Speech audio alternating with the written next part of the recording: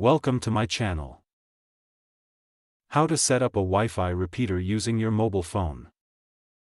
Step 1. Plug in the Wi-Fi repeater. Connect the Wi-Fi repeater to a power outlet and wait until the power light becomes stable.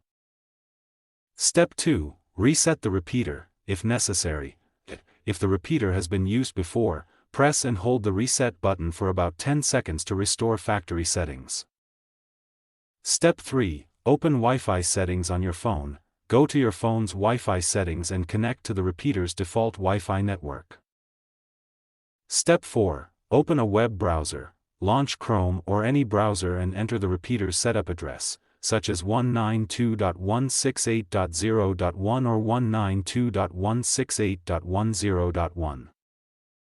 Step 5. Log into the repeater. Enter the default username and password. You can usually find these details on the repeater's label or in the user manual. Step 6. Select repeater mode. On the setup page, choose repeater mode or range extender mode. Step 7. Scan for available Wi-Fi networks. Tap Scan or search networks and select your main Wi-Fi network from the list. Step 8. Enter your Wi-Fi password. Type your existing Wi-Fi password and save the settings.